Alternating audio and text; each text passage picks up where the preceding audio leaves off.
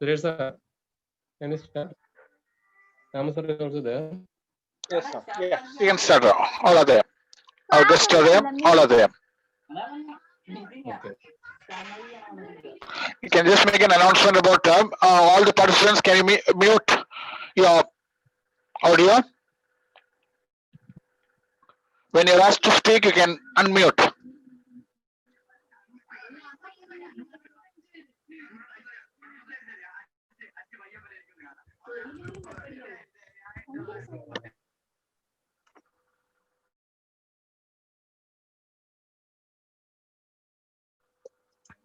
And Jimmy is there. You can start. Yeah.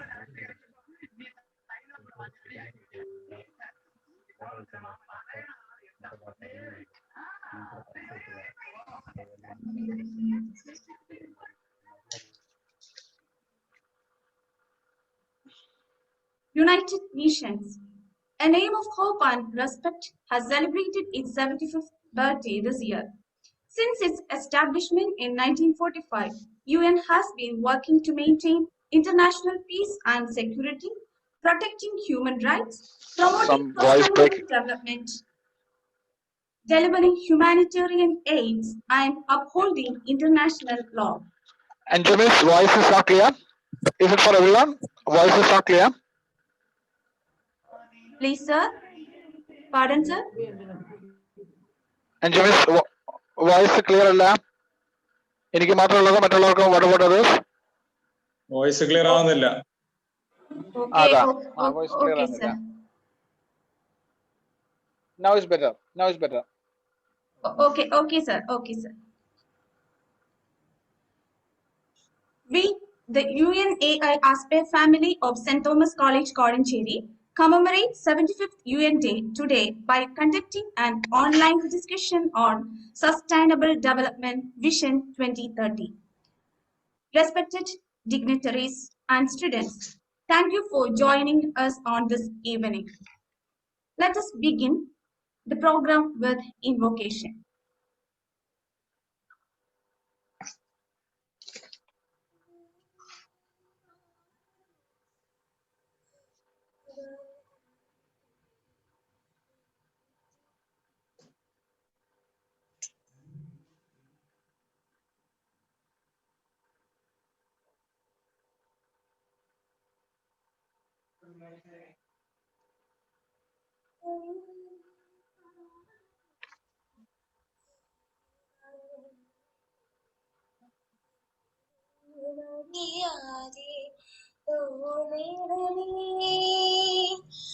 ദൈവമേ നിൻ പാദപൂജ ചെയ്യുവാൻ ഞങ്ങൾക്കുള്ളിൽ ഇന്നുമെന്നും അടിയാതെ തോന്നിടമേ. അച്ഛനാണ് ദൈവമെന്നും അമ്മയാണ് ദൈവമെന്നും ഗുരുവാണ് ദൈവമെന്നും തോന്നിടമേ. സത്യമാണ് ദൈവമെന്നും നീതിയാണ് ദൈവമെന്നും സ്നേഹമാണ് ദൈവമെന്നും തോന്നിടമേ. ദൈവമേ നിൻ പാദപൂജ ചെയ്യുവാൻ ഞങ്ങൾക്കുള്ളിൽ അറിയാതെ തോന്നിടമേ. ദൈവമേ നിൻ പാദപൂജ ചെയ്യുവാൻ ഞങ്ങൾക്കുള്ളിൽ എന്നുമെന്നും അറിയാതെ തോന്നിടമേ.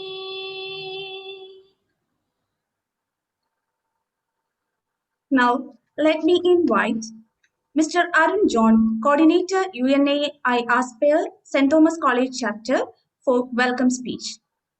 Arun sir, please. Thank you. I am given the privilege of welcoming you all on this occasion of 70th UN Day celebration and 75-minute discussion on Sustainable Development Vision 2030. UN Day marks the anniversary of the entry of the force in 1945 of the UN Charter. 24th October has been celebrated as UN Day since 1948. The year 2020 marks the 75th anniversary of the United Nations and its founding charter. This 75th anniversary comes in the time of great disruption of the world, compounded by an unprecedented global health crisis due to COVID-19 pandemic, with severe economic and social impacts. But it is also a reminder that struggling time can become an opportunity for positive challenges and transformations. Here is the importance of United Nations academic impact. UNAI is an initiative that aligns institutions of higher education with the United Nations in supporting and contributing to the realization of United Nations goals and mandates, including the promotion and protection of human rights, access to education, sustainable development, and conflict resolution. Since 2010, UNA has created a vibrant and diverse network of students, academicians, scientists, researchers, higher education institutions, and educational partners. There are over 1,400 members institutions in this and more than 145 countries that reach nearby 25 million people in the education and research sector. First, I would like to welcome Dr. Matthew P. John, Principal, St. Thomas College, Kozhencherry, who presides the meeting. He has been a great mentor to our students in all curricular and co-curricular activities of our college. He is also a great support to our UNAI activities. Welcome, sir, to this meeting. Thank you. I am greatly honored to welcome Mr. Ramu Damodaran, sir, the Deputy Director for United Nations Department of Public Information, with specific responsibility for United Nations Academic Impact UNAI, which he designed and leads. He also serves as Secretary of UN General Assembly Information. He was a former IF Indian Foreign Service official and executive assistant of former Prime Minister P.V. Narasimha Rao. I cordially welcome our UNAI chief from New York, Mr. Ramu Damodaran sir, to this occasion. Welcome, sir. I also privileged to welcome Mr. Sajisi Thomas, sir, patron of KFUNAI. Mr. Sajisi Thomas, an international civil servant in UN, had the opportunity to work different parts of the world and veteran UN civil peacekeeper. Now he is a great promoter of UN and UNAI activities in different institutions all around the world. He is also a great support to the KFUNAI activities. I welcome Mr. Sajis Thomas to this program. Thank you. Next, I would like to welcome Mr. Suresh George, present member and former UNA coordinator. He is also the moderator of the discussion on sustainable development vision 2030. He worked hard along with Jasimis and team for introducing UNAI-ASPIRE in our college. Welcome, dear Suresh sir, to this program. I also welcome one of our active staff member, Dr. Anju Jalaj, who has been a part of our activities and helping us with all our abilities for the success of our UNA programs and projects. Welcome, Anju. Thank I you, sir. also welcome Dr. Mark Kurian, staff member, Mr. Indujuda, third year BSc student and KFUNAI State Treasurer, and Student Coordinator, Ms. Anju V. Mr. Vishnu Maya, and all other teachers and participants for the other colleges and UNA members to this program. Last but not least, I welcome all the participants and St. Thomas UNA-ASPIRE members to this program. Without you participate, this will be a welcome to all. Thank you. Thank you, sir. It's my great pleasure to invite the strength and support of our team and backbone of St. Thomas College, Kozhencherry, our respected principal, Dr. Matthew P. John, sir, for delivering principal's address. Matthew P. John, sir, please. Respected Mr. Ramu Damodaran sir, Mr. Sajid Thomas, coordinators, Professor Aaron John, Suresh Matthew, Dr. Mattis Kurian, Dr. Anjuvi Jealous, dear teachers and students. I'm very happy to be here as a part of the webinar in connection with the 75th UN Day celebration organized by UNI St. Thomas College, Kozhencherry. Sustainable Development Vision 2030. In this type of webinar is only a platform for communicate or transfer of our knowledge and ideas to other people in this pandemic COVID pandemic.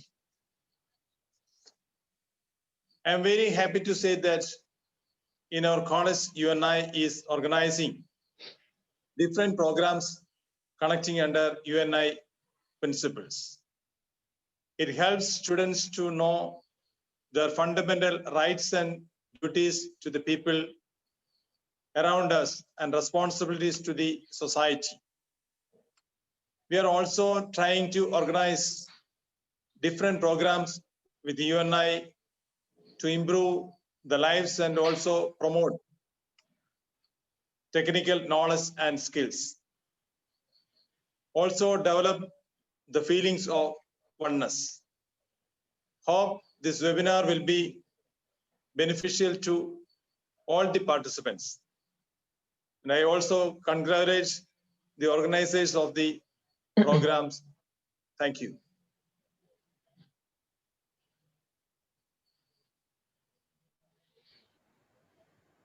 Thank you for your nice words, sir. It's my privilege to invite our chief guest, Sri Ramu Damodaran, sir, for the keynote address. Sri Ramu Damodaran, sir, is the master designer and leader and current chief of UNAI. He is the Deputy Director for Partnerships and Public Engagement in the United Nations Department of Public Information's Outreach Division. He had been in Indian Foreign Service and also served as ambassador.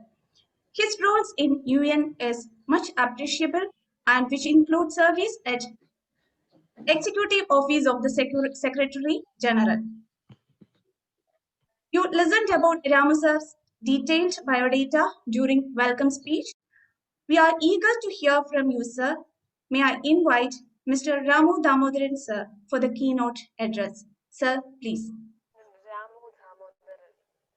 Thank you so much, Dr. Jalaj, and thank you very much, Principal Matthew, and the introduction by Mr. Suresh George. I'm deeply grateful for this opportunity to be with you, even though I know this is a sad moment for the college, and I would like to begin by paying tribute to the memory of His Grace, Most Reverend Joseph Martin, passed away last week. He was a personal source of inspiration to so many of us, including all of you at St. Thomas College. He was consecrated, as you will recall, on the 2nd of October 2007, by coincidence, the birth anniversary of Mahatma Gandhi, the centenary of whose first visit to Kerala we commemorated this August. And I think there was a connection between Joseph Martoma Metropolitan and the Mahatma, both in the way that they regarded human life and its possibilities and capacities, and the way that they saw it integral to the nature around human beings, something which St. Thomas College continues to maintain this day. The work of the Metropolitan on preserving the purity of the Pampa River in particular, and the areas around his own metropolitan diocese will remain and endure in his memory. And I think a conversation such as the one we're having today, which brings together teachers and students, and through them the larger civic action and effort which is necessary to safeguard our environment, will be critical. In this context, I would like to pay particular tribute to the work being done by St. Thomas College, in particular, the Department of Botany, where I know that Dr. Anju Jalaj is and Dr. Lena Abraham heads. Just last week, you had a very memorable seminar on the idea of creating a digital platform which would be able to further the botanical research that you're doing. And beyond that, the webinar on research methodology that you had a week ago today shows again what all of you have mentioned in regard to the academic impact, that research does not have to be the province of scholars alone. If you have research methodology, it can make an impact on the society around you and ultimately on the sustainable development goals that we as an organization of the United Nations are trying to attain with your help, the help of academic institutions, teachers, and thinkers. Some years ago, the Department of Botany and Dr. Abraham had a study on the impact of air pollution on selected species of trees. A very unusual topic if you think about it, because we regard the environment and pollution in human terms, the impact it has on us and our lives. But the moment we realize that we can also look at it from a botanical point of view, from the point of view of living organisms, which plants and trees are, then we realize the cascading or cyclical effect of that pollution. It doesn't just simply directly hit us as sentient human beings, but it also affects us indirectly through the impact it has on the vegetation and the soil and the plants around us. I always think in this context of a wonderful metaphor, which was used by a cherished friend of mine, who alas is no longer with us, the poet Meena Alexander. She passed away 2 years ago. Her grandfather, K.K. Kuruvela, was among those who were responsible for the establishment of St. Thomas College. And Meena had a poem, the first line of which was, "Trees have no elsewhere." And I think of that line because we, as women and men, always have an elsewhere. We can choose to move out of choice. We can choose to move out of desperation in the context of climate refugees. But trees are firmly rooted to the land they belong, and they have nowhere to go. And that, in a sense, is also a metaphor for the United Nations itself today, because we have been planted by willing women and men 75 years ago. And they gave us a charter, a mandate, and a responsibility, which it is incumbent upon us to fulfill where we are. But the strength of being where we are comes exactly in the same way the trees take sustenance from the soil, from water, and from scholarship, like the study in your botany department I mentioned. And that allows its constance.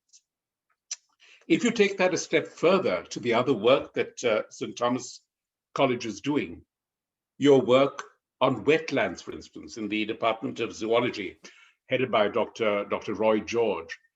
And your idea of using the power of being where you are in Kerala to try and see whether it is possible for scholarship, for science, for research to transform those wetlands into homes of opportunity.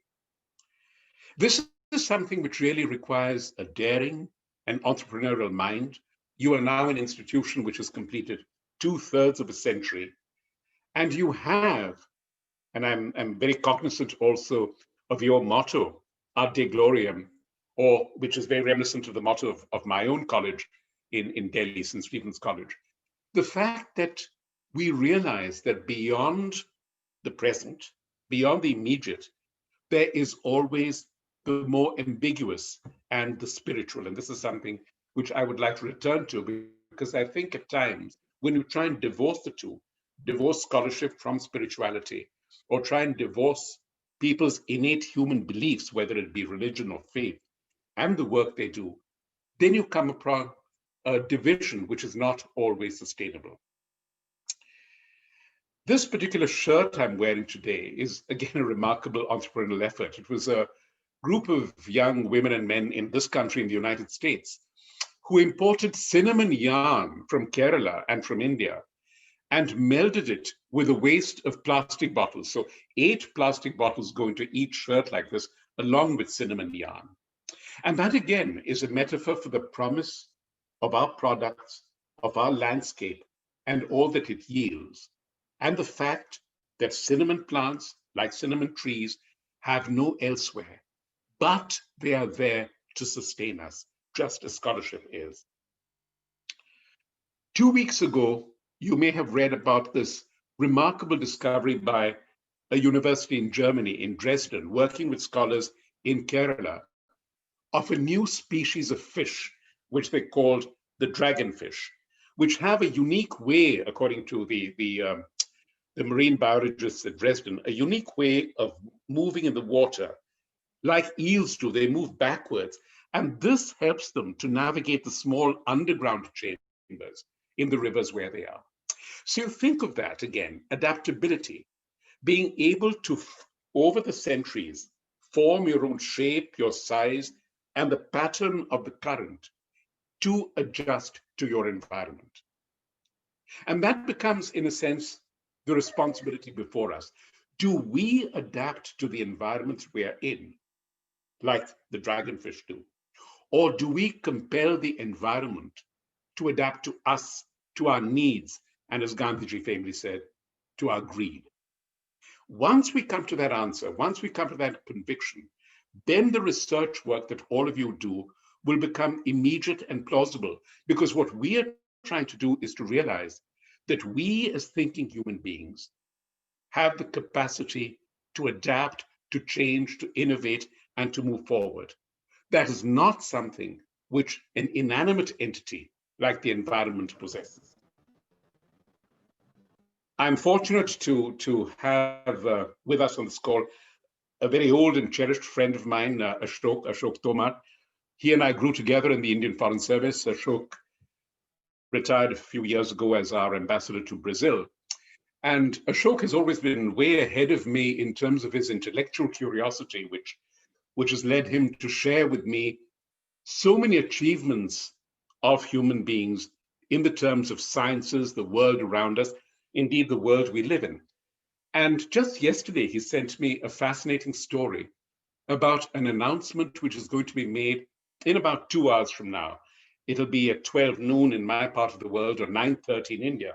Now, none of us know what this announcement is going to be, but it's going to be made by NASA, the National Aeronautical and Space Administration in the United States, which describes it as an exciting new discovery about the moon.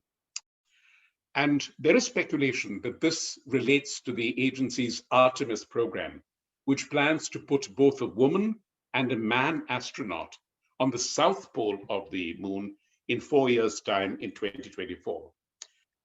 There is speculation it could relate to water ice in the south pole of the moon, which could be a resource for drinking water for the astronauts who land there.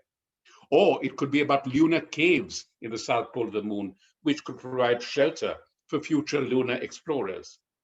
And NASA has been testing an exploratory cave rover towards that end. But what struck me about that wonderful image was how far we have gone to taming not only our planet for our needs, but seeking to sustain our needs by going beyond this to frontiers we'd never been to before. And that again is something which is very true for all of us who belong to Kerala. Just 2 hours from your college, from Kozhencherry, is the town of Tumpa, a sleepy town till 1962, when Homi Bhabha and Vikram Sarabhai visited it. And they came across a church, a beautiful church. It's called the Church of Mary Magdalene. And they were excited because this was a church which was there right on the Earth's magnetic equator. Now, the magnetic equator, as was explained to me, it moves in a wavy form, unlike the traditional equator, and is horizontal to the Earth's surface, making it a wonderful venue for a space research station. And so Dr. Bhabha and Dr. Sarabhai went to the priest in the church and said, will you give us this land for our proposed space station, which, as you all know, became the Tumba station. The next day was Sunday, and the bishop went to his congregation, the church, and said, my children, I met yesterday with a famous scientist who wants our church and the place where I live for a center for space science and research. Science seeks truth that enriches human life. The highest level of religion is spirituality. The spiritual preachers seek the help of the Almighty to bring peace to human minds. In short, what Vikram Sarabhai is doing and what I am doing are the same. Both science and spirituality seek the Almighty's blessings for human prosperity in body and in mind. Children, can we give them God's abode for a scientific mission? There was silence for a while. And then, in unison, the entire congregation said, in a voice that made the church reverberate, Amen. I think of that as a metaphor for our beautiful land, for Kerala, for our country, India, and for our world the United Nations serves.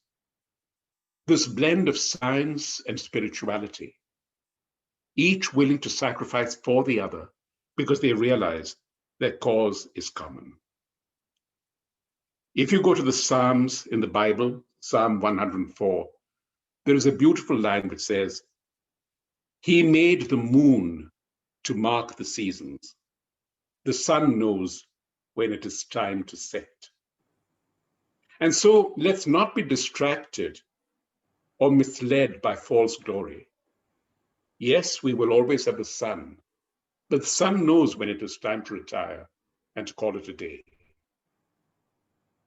The gentleness of the moon which will be explored in new and so far unknown fashions, which we will know about in 2 hours' time, that moon will remain constant and prove its utility by illuminating not the daylight we have, but the nights that we sometimes fear. And so too let it be with scholarship, led by you, your creativity, your energy, and your passion. Let it illuminate our lives and this decade as we move towards a world that we deserve and a world we want in 2030. Thank you so much for having me and for the opportunity of joining you. Thank you, sir. It is very interesting to hear you, sir. Thank you for sharing your great wisdom to us. Let me invite Mr. Saji C. Thomas, sir, patron KFUNAI, for the special message. Saji, sir, is a veteran United Nations civilian who have served UN for 25 years. He had his education from Kerala. His service as legislative officer to support Indian and Brazilian Army as part of UN peacekeeper mission is highly appreciable. Respected sir, it's my privilege to invite you for the special message. Please, sir.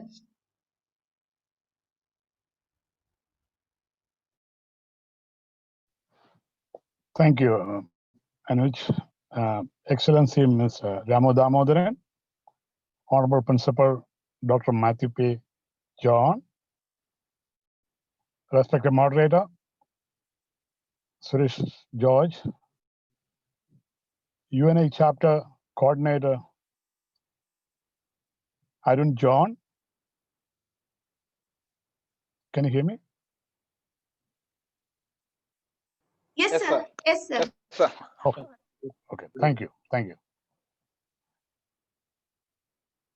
UNI Chapter Coordinators Arun John, Martis Kurian, and Anuj Jalaj, faculty members, students, UNI officials, especially Indu Chudan from STC. Thank you all. It's a privilege to be back again to join you all through Zoom platform. As you see that I'm sitting in a car because I have to support my family with a need at this time. I will connect to that why it is that. First of all, let me extend my heartfelt condolence to all family members of STC and Marthoma Church for the loss of Most Reverend Joseph Marthoma Metropolitan. I cannot forget the moments with him on the day of inauguration of UNI at the college. He was very dear to us as he is a cousin of my sister-in-law.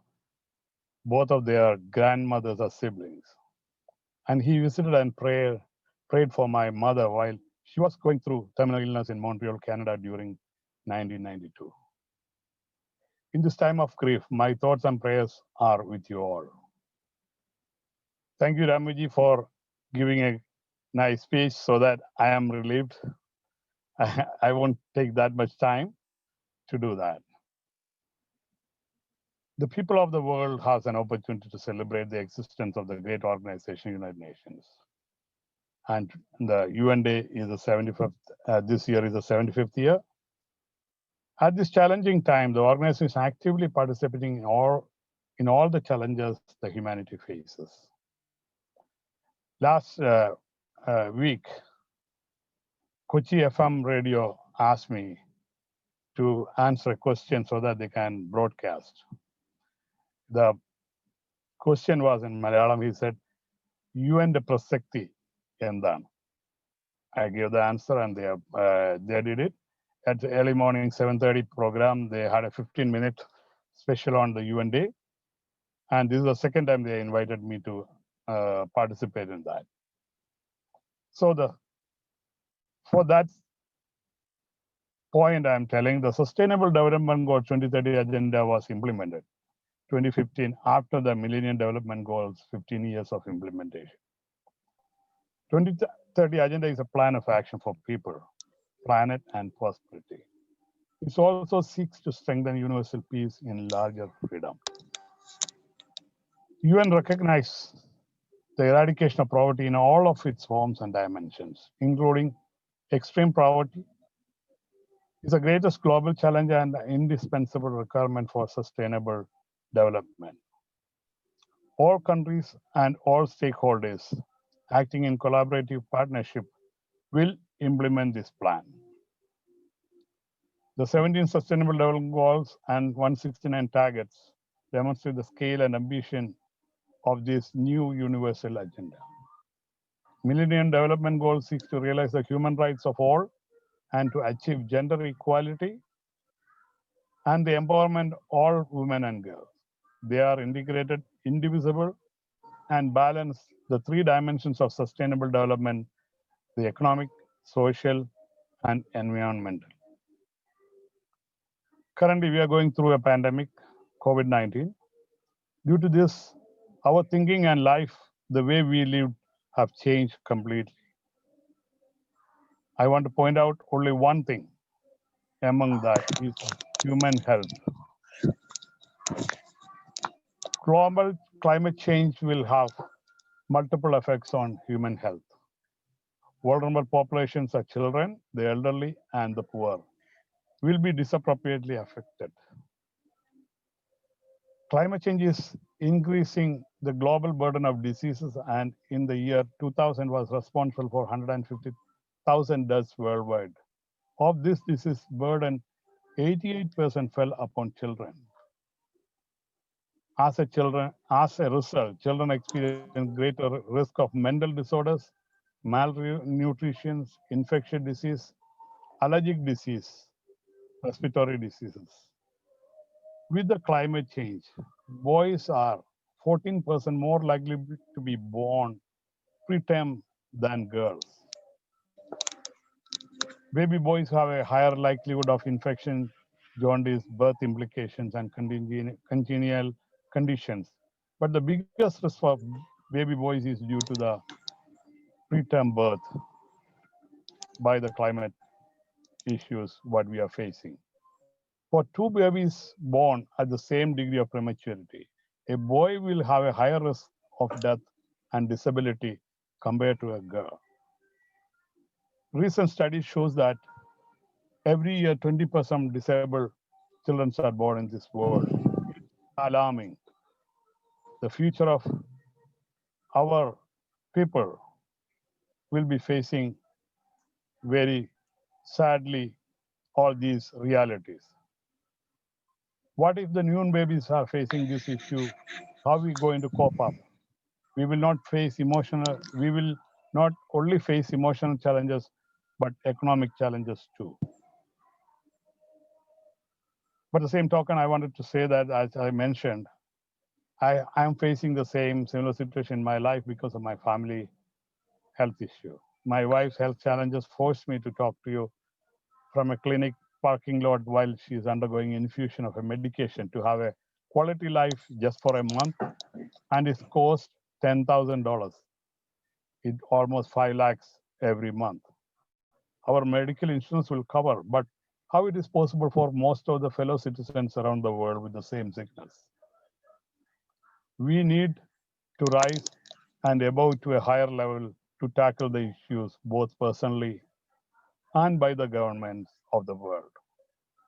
Health is the most important factor, what I see in the 17 goals.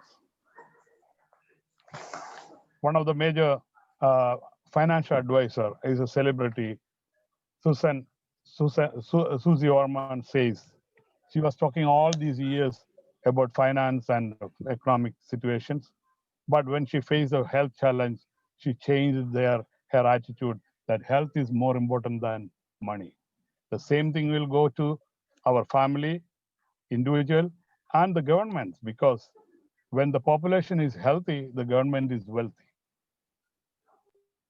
Otherwise, the economy will go down along with the unhealthy citizens of the countries. So let us focus more to that and take up the challenge. Global warming and all other situations must be in place and in our heart all the time. Thank you so much. Thank you for having me. Best wishes to all. Thank you, sir. Thank you for your wonderful words. We have a special guest, Mr. Ashok Thomas, sir, with us. He is an international civil servant. Sir, we would like to hear from you also. Could you please share a few words for the benefit of all of us?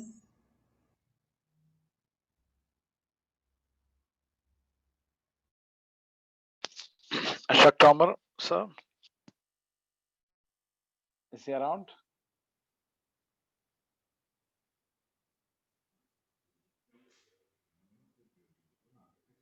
Ashok Thomas, sir? Ashok Tomar. It's okay, sir. Anju is okay. If he's not around, we can proceed with that. Okay, sir. Okay. I would like to invite Mr. Induchudan, KF UNAI State Treasurer, for facilitating the event.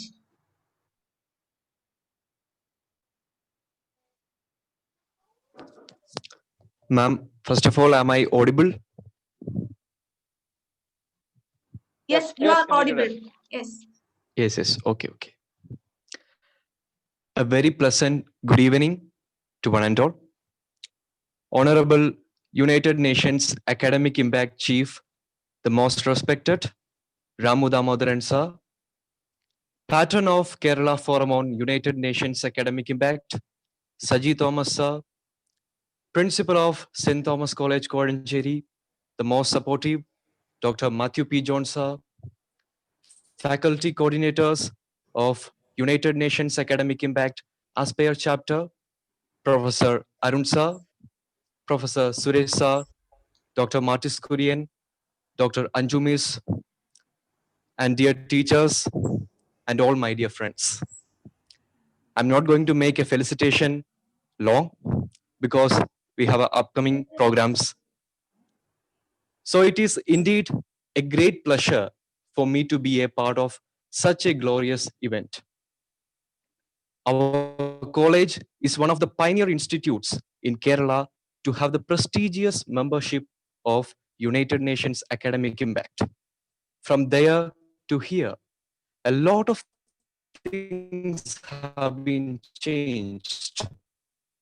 The aspirational events, and now a new vision is in front of us. Even amidst the pandemic situation, we have successfully completed works, and now UNAI members are here. I take this time to recollect a quote by Gandhiji. Mahatma Gandhi has once said that you must be the change you wish to see in the world. Those are great words.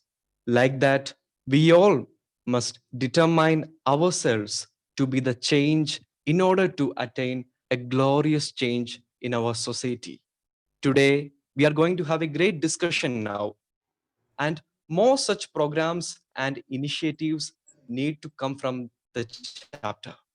Also, as a council member from the State Student Governing Council of KFUNAI, I take this opportunity to extend all our support from the KFUNAI family to a chapter of St. Thomas College for the betterment of the society.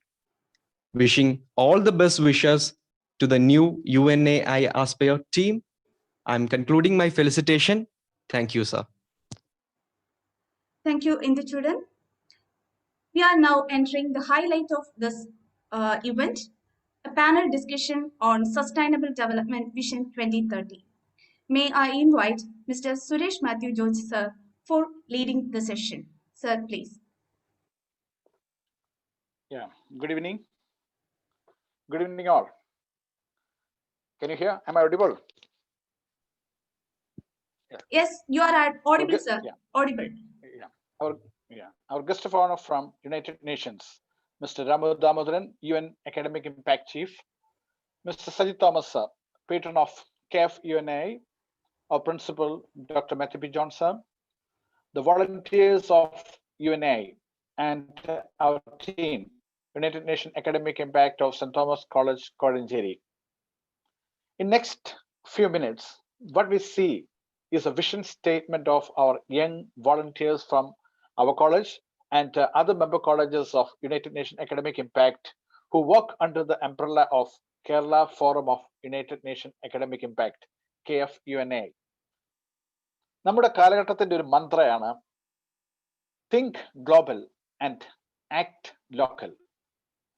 United നേഷൻസിന്റെ എല്ലാ രാജ്യങ്ങളും അംഗരാജ്യങ്ങൾ മൊത്തം 2015 സ്വീകരിച്ച sustainable development goals SDGയെ സംബന്ധിച്ച് ഇത് വളരെ ശരിയാണ്. SDG ഒരു വലിയ ആക്ഷൻ പ്ലാൻ ആണ്. 2030 മുമ്പ് എന്ന ലക്ഷ്യത്തോടുകൂടി നമ്മൾ ജീവിക്കുന്ന ഈ ഭൂമിയിൽ പുരോഗതിയും സമാധാനവും പട്ടിണിയില്ലായ്മയും നമ്മൾ ഒന്നിച്ചു നിന്ന് നേടേണ്ട ആവശ്യം എന്ന നിലയിലാണ് ഇത് പ്രാധാന്യം അർഹിക്കുന്നത്. 17 സസ്റ്റൈനബിൾ ഡെവലപ്മെന്റ് ഗോൾസ് എല്ലാം ഒന്നിനൊന്ന് യോജിച്ച് എന്ന നിലയിലാണ് നാം കാണേണ്ടത്. Like integrated. Overall development of a village or a district or a state or even a country. Actually, in the parallel, there must be a balance between socio-economic and environmental sustainability without leaving anyone behind. ആരെയും തഴഞ്ഞുകൊണ്ടുള്ള പുരോഗതി യഥാർത്ഥ development അല്ല എന്ന വലിയ ആശയം. Inclusiveness in our vision, in our thoughts, and in our action. Let's start our discussion. We have 9 of our volunteers going to speak out on their vision about how sustainable development goals can be achieved in the place we live.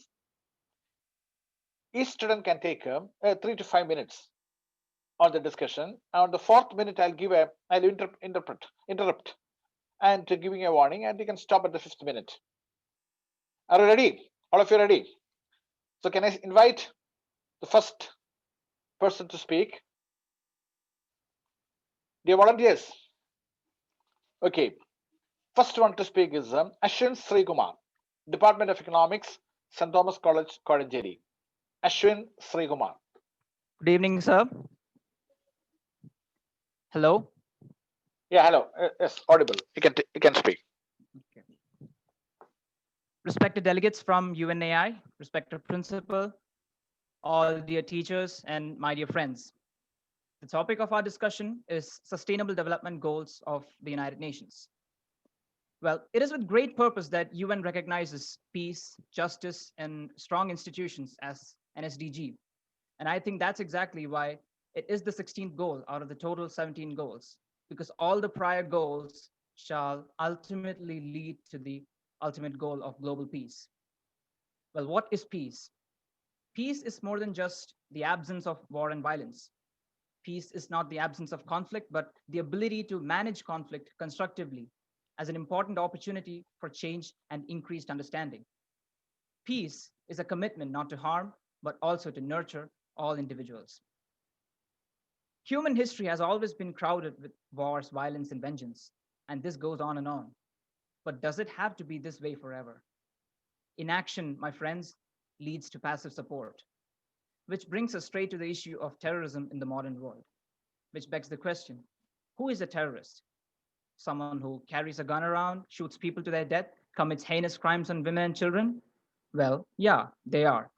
But a more general definition would say a terrorist is someone who latches on to a belief and destroys everything in his path in allegiance to that belief.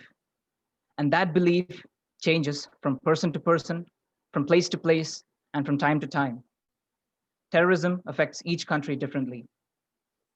Taking the case of poor and underdeveloped countries, poverty, hunger, and lack of social security, coupled with religious fundamentalism, are the tools which the terrorists use to lure the people to their side. But still, there's no hard and fast rule as to how terrorism affects a country. The point is, it affects a majority of the nations in the world. A wise man once said, if we want to end terrorism, we have to get better at understanding it. Understanding why a person has evolved into committing terrorist acts and the circumstances behind it. Understanding how the elements who lead such groups use the people as a puppet to hold power.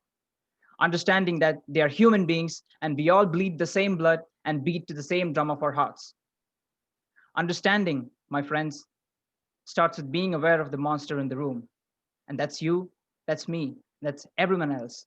It's right inside us, in our head. Every battle begins in our head.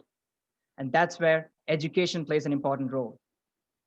The very aim of education should be to invoke a spirit of inquiry and reform. Education begins not by memorizing some important dates in World War I. It begins when it enables us to use our rational mind to raise the question of why a second World War had to take place when the first one took 15 million lives with it. We also shouldn't forget the fact that the First World War was known as war to end all the wars. But did it? And using violence to curb violence would further drive away justice. It just creates a vicious cycle, and millions die directly or indirectly affected by it. And that's where a stable and strong institution has a role to play. An institution ensuring a country's people gets The people get not just the mere necessities of life, but also education, a source of employment, equal opportunities, and gender equality, to name a few. An institution with enough room for dissent and protest, one which doesn't discriminate its people, one which treats people as, well, people. Combating terrorism on a large scale is a big question mark, but we, as young, responsible human beings, shall assure the world that we shall not be gullible to any sort of belief that is against our rational mind, that is against humanity. And that is what we can do as responsible members of the society. In today's world, we get information in a flash. We have different television channels which speak for different ideologies. We join different social media groups where only our views are supported. Even a healthy debate is a thing of distant past. This leads to polarization. Polarization leads to challenge. Challenge incites conflict, and that conflict breeds catastrophe. By that, I would like to conclude by saying there's a terrorist within each of us, and there's us in each of a terrorist. There's both good and evil within us, but what matters is the side which we choose to act upon. Let's watch our thoughts. Thank you, my dear friends. Thank you, Ashin. Thank you, Ashin, and especially for the wonderful message you gave and importance of education and fighting terrorism and how we are polarized in a world of in the current world. Can I call the second person, the Reba Stephen? Again, Yes, the sir. Department of Economics, St. Thomas College, Kozhencherry. Reba Stephen. Respected delegates, teacher coordinates, and all the fellow participants. Sustainable development is development that meets the need of the present generation without compromising the ability of the future generation to meet their own needs. In the year 2015, leaders from 193 countries of the world came together to face the future. And what they saw was daunting famine, drought, wars, poverty, not just in some faraway places, but in their own cities, towns, and villages. They knew things didn't have to be this way. They knew we had enough food to feed the world, but it wasn't shared. They knew there were medicines for diseases, but they cost a lot. They knew that earthquakes and floods were inevitable, but that high death tolls were not. Therefore, leaders from the countries created a plan called the Sustainable Development Goals. This set of 17 goals include no poverty, zero hunger, good health and well-being, quality education, gender equality, clean water and sanitation, affordable and clean energy, decent work and economic growth, industry innovation and invention, reduced inequalities, sustainable cities and communities, responsible consumption and production, climate action, life below water, life on land, peace, justice and strong institutions, partnership for the goals. Imagine a future just 15 years off that would be rid of poverty and hunger and safe from the worst effects of climate change. Although it is an ambitious plan, but there is ample evidence that we can succeed. In the past years, the international community have managed to cut the extreme poverty into half. India played a prominent role in the formulation of the United Nations Sustainable Development Agenda 2030, and much of the country's national development agenda is mirrored in the Sustainable Development Goals. The progress of the world to meet the SDG largely depends on India's progress. However, with 17 goals, 169 targets, and 306 national indicators, the SDGs might be difficult to grasp and understand, and defining and measuring success poses a challenge. While countries around the world have been considering how to implement and measure success against the goals, Niti Aayog has taken the lead by bringing out the SDG India Index Baseline Report 2018 and showing how SDGs will be measured in India. Niti Aayog has constructed the SDG India Index spanning across 13 out of 17 SDGs, leaving out Goal 12, 13, 14, and 17. The index tracks the progress of all the states and union territories on a set of 62 national indicators. The SDG India Index is an aggregate measure which can be understood and used by everyone. With just 10 years left to achieve the Sustainable Development Goals, world leaders at the SDG Summit in September 2019 called for a decade of action and delivery for sustainable development and pledged to mobilize finance, enhance national implementation, and strengthen institutions to achieve the goals. I hope with collective contribution, we will be enabled to achieve the 17 SDGs within the set time. Thank you. Thank you, Reba. Thank you for the wonderful message. And I'll call upon Chris George Matthew, Department of Commerce, Musiliar College of Arts and Science. Chris George Matthew. Good evening, Department sir. of Am I Commerce. audible? Yeah, good evening. Am I audible to you? Yeah, of course. Respected delegates, teachers, and my dear friends, good evening to one and all of you. My name is Chris George Matthew, and I come from Musiliar College of Arts and Science, Pathanamthitta. I would like to talk about UN's Sustainable Development Goals, or SDGs, as they are called. This was put forward in the year 2015 with a mission statement and I quote, a blueprint to achieve a better and more sustainable future for all by 2030. This is a list of interconnected goals that will lead to a better tomorrow. But why do we need this? Is it not because of each man's greed that we stand at this point that we should take these steps so that our children and the generation after that should have a better future? Is it not because of 2 world wars that destroyed many nations' economy and took many innocent lives that we stand in this position? Is it not that same greed that takes away lives and kills many hopes and dreams? As we look around, what we see is peace in only some parts of the nation, and other parts we see is everything but not peace. When I look into the 17 goals, what I see from 1 to 17 is no poverty, zero hunger, good health and well-being, quality education, gender equalities, clean water and sanitation,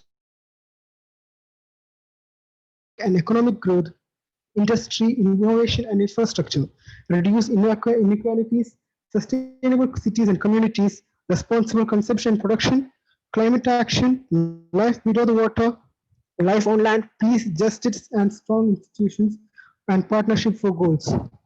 What can we understand from this? This is all connected to one word, greed. And is it not because of that many children who are suffering to diseases, hunger, and many such, we should also focus that we should not do the same to the coming generation. And that is the reason why United Nations took a stand in 2015 to have a sustainable development to improve the living conditions of everyone by 2030. When we look at every point, I can see that each one affects us individually. The first point, no poverty. When we look around, what we see, many people are lacking even for one day. And also, many people are suffering from starving and other parts of the world. In third world countries, what we see is many suffer malnutrition and starvation. And when we look around, we also see that many people are suffering from many diseases. The epidemic hit us now, but before that, what was the situation? When we look around, what we see is a world that is growing into hospitals. We see the rising number of clinics everywhere because everyone is going to be sick. And what do we see when we look into the future? Is it not a cloud of mystery there? Yes, the mystery is good, but not when it's fearful. And let us also focus on the educational part. Education is what teaches a man to be what he is or what he has to be. A good quality education is necessary for a man to become a better gentleman or a better citizen or a better father or whatever he has to be or she has to be. If the person is not provided a quality education, he or she will be a target or a tool or a puppet for anyone to play with. And when we look on the next point, we have to see gender equality, one which is lacking in many parts of the nation. Even in big countries, we see this point, gender equality not being practiced. And why? Because of some loopholes that are holding them down. And in coming to the next point, we can see that in many parts of even in India, there's no proper clean water or sanitation. The government has introduced many programs to improve sanitation in the country, but how well has it worked? And many parts of the world, clean water is just a dream. When we look in many parts of third world countries, we see people walking miles to get a drop of water, and that too, I'm not sure if it's clean or not. And when we come to the next point, energy, we see that a lot of pollution around because of fossil energy.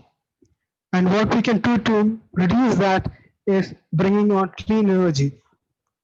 Clean energy may sometimes be dangerous, but what is what we should have for a better tomorrow. But we should also focus that it should be safe for everyone around us. I would not like to talk much, but let me tell you that if we do not focus on what is coming on tomorrow, it might kill us and also the generation in front of us. I would conclude by saying that we should not become like those who are before us, who are greedy, but rather be a good citizen, a good parent, and a good person to the next generation to come. Thank you. Thank you, Chris. Thank you for the wonderful message. And I'll call upon Ashina Mol Assad, Department of Commerce, Musliar College of Arts and Science. Ashina Mol Assad. Yes, sir. Yeah. You can start. Good evening, respected chief guests, teachers, and my fellow participants. Today, I'll be speaking about sustainable development goals. To quote, we cannot change the past, but we can change our attitude toward it. Uproot guilt and plan forgiveness, tear out arrogance and seed humility. Exchange love for hate, thereby making the present comfortable and the future promising. Unquote, Maya Angelou. What is sustainable development? Development that meets the needs of the present without compromising the ability of future generations to meet their own needs. Is that true in the modern world? Do we even show the slightest responsibility we have towards the future generations? It brings sorrow as most of us today do not even care about tomorrow. We put profit above people and greed above need. We are using nature as a credit card with no spending limit, overdrafting animals to extinction, so that future have no chance to even analyze the uniqueness. Are we poisoning our oceans so much that the future cannot even know that the clean water existed? You know what? We people still have the nerve to call this destruction progress. The United Nations General Assembly was a scene of a celebration in 2015 when 193 member countries adopted the Sustainable Development Goals, a unanimous commitment to end poverty, fight inequality, and tackle climate changes.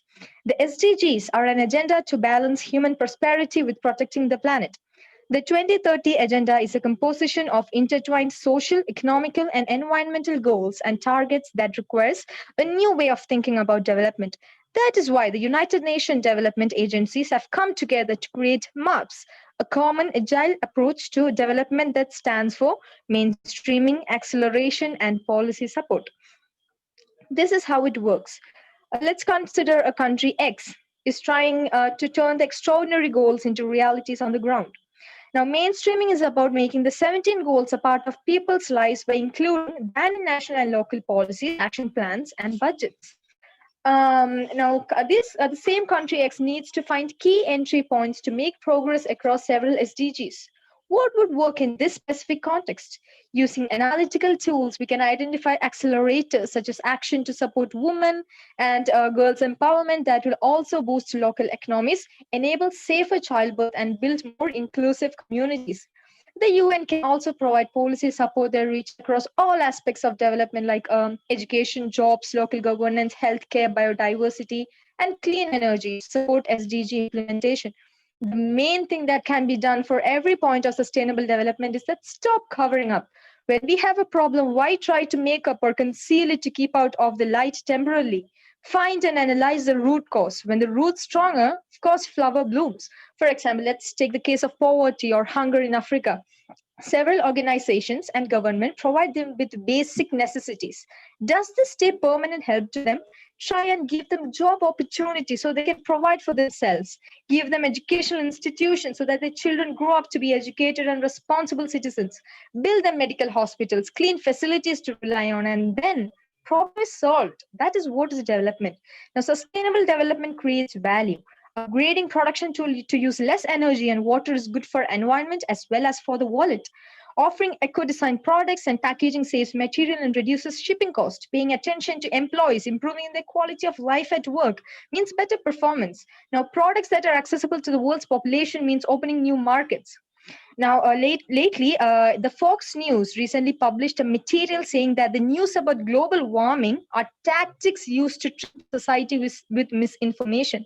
If they don't think climate change is a threat, just take a visit to Bangladesh, where interview those homeless people whose homes were washed away due to rising sea levels. Now, another case was that lately the United Nations expert warned the ministers of Britain of deepening poverty, and they dismissed it as barely believable. According to National Energy Action, NEA, an average of 9,700 deaths occur each year in UK, which occur due to cold and hunger, yet they consider these events as barely believable. It's never too late because an error does not become a mistake until you refuse to correct it. Don't rely on branches of government and no to the politicians run by corporations. We are the root and the foundation of this generation. It is up to us to take care of this planet. We must globally warm hearts and change the climate of our souls and realize that we are not apart from nature. We are a part of nature, and save the nature is to save us. Because whatever you are fighting for, racism, poverty, feminism, or any type of equality, it won't matter in the least if we don't all work together to save the environment. We'll be equally extinct. Thank you. Thank you, Ashinamol, for the passionate appeal to all of us about how to take care of our world. I'll call upon Akshara K. R. Kurup. Akshara R. Kurup, Department of Botany, Calicut College, Pathanamthitta. Akshara R. Kurup. Good evening, sir. Am I audible? Am I audible, Yeah, sir? of course, audible. Yes. Respected delegates from UN and coordinates and all the wonderful people present here.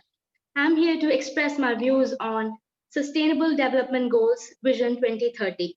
Sustainable Development Goals, or SDGs, is a vision for an equal and just world. It started in 2015 with a set of 17 goals covering almost all aspects for the betterment of humanity, like no poverty, no hunger, clean water and sanitation, and many more, which focuses on betterment of social, economic, and environmental front. But can this vision be translated into reality? Can we achieve all the SDGs by 2030? Because it sounds so perfect. When something sounds so perfect, we naturally become skeptical about it, don't we? In the year 2000, UN announced the Millennium Goals, and one of the goals was to reduce poverty from a baseline of 36% to 18% by 2015. Guess what happened? The goal was achieved even better. It succeeded the limit. By 2015, global poverty was reduced by 12%. Isn't that great? Let me shift your focus to SDG India. Our country achieving all the SDG goals will significantly increase the global SDG social index, and we will definitely contribute for the betterment of the world. So have we done anything so far? The answer is yes. Our social index increased from 57 to 62. It's not that much, but it is significant, as there is always room for improvement and getting better. In India, it is led by Niti Aayog, and there is an Indian index which compares the progress of SDGs among the states. Niti Aayog publishes the report every year. So our country is doing better on a lot of sectors like hygiene, health, sanitation, providing clean drinking water, etc. So let's shift your focus to our state. What is our state doing for accomplishing SDGs? According to the Indian Index 2019, our state is at the top of the list. It is number 1 with a score of 70. Isn't that great? We should be proud of that. But again, we can do better. We can be brilliant. So what can we do as individuals to achieve SDGs? We can educate the kids. We can teach them to be sustainable by instilling sustainable values in them so that we get a generation of people who know how to be sustainable. We can practice it in our day-to-day life and educate others about it. So we develop a better world. Now the question, can we achieve SDGs by 2030? Let's be realistic. With the ongoing pandemic and fall in economy, we might not able to achieve all of the goals, but we will definitely achieve more than half, but not by the usual business, by putting a lot of effort. I would like to conclude by saying that let's put a lot of efforts and make SDGs happen by 2030 so that no one is left behind and everyone is empowered. Thank you. Have a nice day. Yeah. Am I audible? Yes, sir. Okay, thank you, Akshara. Thank you, Akshara. And call upon Safa Nasreen S, Department of Botany, Catholic College. Safa Nasreen S. Am I audible? Yeah, yes. Respected chief guests, delegates, teachers, and all participants, we are facing a pandemic presently. Sustainable Development Goals 2030 have got great importance in this situation. All the 17 goals can be connected with the surviving programs. I would like to mention the 5th and the 10th goals, that is gender equality and reduced inequalities. We need a highly efficient and determined workforce for achieving Sustainable Development Goals by 2030 in this situation of global health and economic crisis. As we all know, many talented and educated women are giving up their jobs because of the insecurities they are facing in their workplaces. And the worst thing is that many mothers have to give up their visions just because to protect the children from the crimes against them, which is rising day by day. As the UN have noted the increase in violence against women during this pandemic situation, it is a big failure and loss of the global society, and it will have negative impacts on SDG also. Now let me mention the first and the third goals, that is end poverty in all its forms and good wealth and well-being. Governments have to check the living condition of unorganized working force, including household workers, in this situation, because we know organized working force are safe to an extent, but the unorganized working force have to be given consideration. Then only the development is complete. Awareness about SDGs among students will have great impact because we are the generation who is facing the ill effects of climate change the most, whether in the form of floods or in the form of viruses. So let's put our hands together to achieve SDG by 2030. Thank you. Yeah, thank you, Safa. And, Adarsh Anian, Department of Mechanical Engineering, Muslia College of Engineering and Technology, Pathanamthitta. Adarsh Anian, Department of Mechanical Engineering. Adarsh?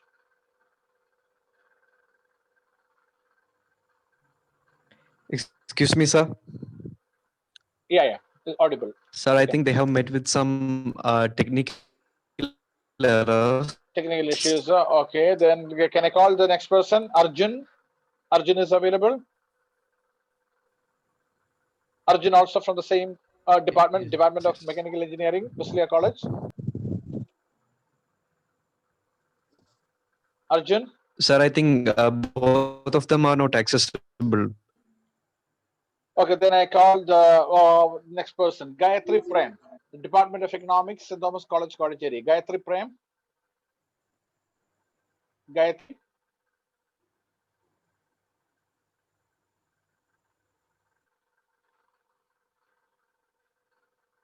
Gayatri. So she too has some network issues. She'll not be able to. She's trying to rejoin, but at present she's not available. Okay, then I think because the time is running out and Ramboji has some appointment, I know, I'm very sure that, and we are so thankful, sir, for staying back for such a long time. I think would like to make any final comment about this? Would you? Before you leave? Oh, no, thank you so much. I've really learned a lot from this. I'm very grateful for your opportunity. I think some of the remarks in this conversation, I think, beginning with Ashwin's comments about there being something of a terrorist in each one of us and something of one of us in each terrorist is a very haunting and compelling thought. And then the reference to the global warming of the heart, which I think Ashima made. And also I'm grateful that all of you have given so much thought to the practical ideas of the SDGs, the Sustainable Development Goals, whether it is the work being done by NITI in India, or I think as Akshara said, the leadership role of Kerala in this regard, although as she said, much more has to be done. And I think the larger tapestry of how this is really going to be, in many ways, a youth-led movement, because the political pressure on the SDGs, whether it is governmental or institutional like universities, will always be there. But the energy that comes to change, and several of you have cited the definition of sustainable development about not compromising the needs of future generations. You are ultimately the future generation who do not want your needs to be compromised. And for that, you will play a role in the political leadership, whether in Kerala, whether in India, or whether globally, to ensure that that happens. And above all, I think the power of conversation is often underestimated. We tend to be so drawn into ourselves. We communicate with each other on our phones and tablets, but otherwise we really are all the time thinking and debating. The fact that we have a conversation like this today, which you have facilitated, is really and truly the key, because it's only when we expose ourselves to each other's ideas and only when we have a willingness to accept those ideas or to reject them thoughtfully that we can move forward together. So I think I speak perhaps also for my good friend Saji, a valued United Nations colleague, when I say how much our organization depends on minds like you, and above all, on the will of women and men like you. Thank you. Thank you, Sam. Thank you so much. Thank you so much. So I'm sure that you have some engagement and you're leaving. Okay, Sam, before we make the final comment, Sam, I just want to know that is any of the students back? Others? Excuse me, sir. Arjun? Excuse me, sir. Yeah. Yeah, tell me. Sir, sir, let me ask one thing. Is there anyone from Musliar College of Engineering and Technology, one Miss Krishna Priya? Not. Is there? I'm not sure. Let me check.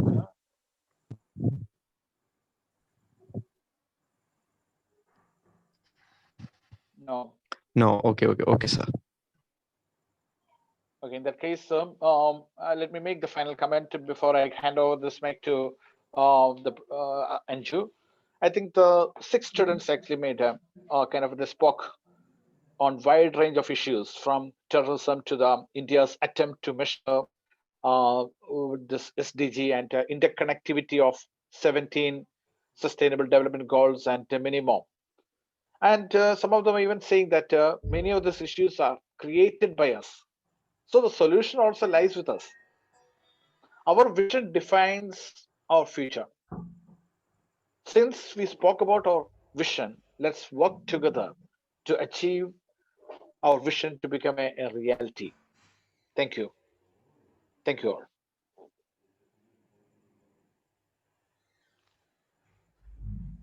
Thank you, Suresh sir, for conducting the And you? session Yeah, very Ken.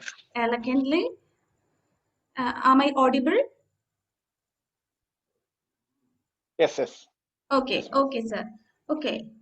It's my duty to propose vote of thanks to all the dignitaries who have participated and make this session a really live one.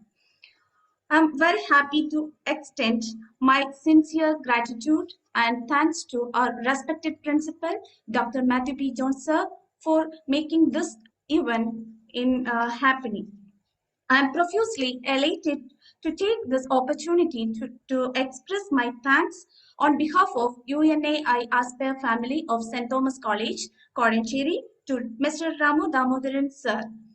Sir had conducted, sir has given a really wonderful talk. His speech was really guiding our thoughts to a separate track. We were really delighted to hear from Sir. I need a special mention, deepest sense of gratitude to respected Ramu Damodaran Sir for his great, sharing his great words of wisdom. On behalf of UNAI-ASPIRE St. Thomas College, Kozhencherry Chapter, I extend my thanks to respected Ramu Damodaran Sir. The words of wisdom shared by Mr. Saji C. Thank you so much, sir. Thank you. Saji C. Thomas, sir, has enlightened our minds. Sir's prolonged experience and expertise in UN could be visualized in his speech. I could see a great mentor in him, and I propose my vote of thanks on behalf of UNAI-ASPIRE St. Thomas College, Kozhencherry Chapter to Saji C. Thomas, sir. I would like to specially mention. Thank you, sir. Thank you, sir. I would like to specially mention Mr. Suresh Matthew George, sir, for conducting the session, conversation session very lively. On behalf of UNAI-ASPIRE St. Thomas College, Kozhencherry Chapter, I extend my sincere gratitude to Suresh Matthew George, sir. Thank you, sir. An event like this will not happen overnight. Planning has started weeks ago. A team of very proactive and dedicated teachers and students worked behind this. I really thank all the team members of UNAI-ASPIRE St. Thomas College, Kozhencherry, and the students who have worked tirelessly to make this event a successful one. Thank you all for making this event a really wonderful one. Thank you all. Let me conclude with the quote of our great president, former US President Barack Obama. In this part of the world.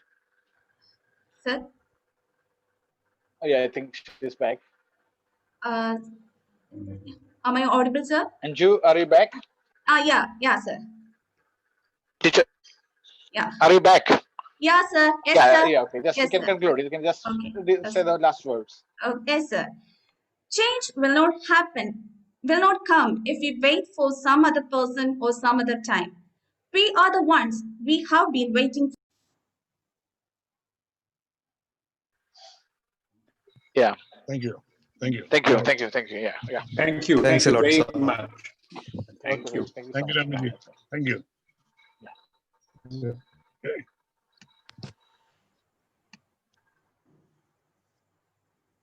Okay, Suresh. Thank you. Thank you, sir. Thank you, sir. Yeah. Thank you. Thank You'll you. see you. You'll see you more often this year. Thank you. Okay, bye. And it's okay, no problem. Yeah. Okay, sir. The last part was little. No problem, sir. Perfect. Okay. Thank you, sir. Thank you, students. Thank you, students. Thank you all. Thank you so much, sir. Yeah.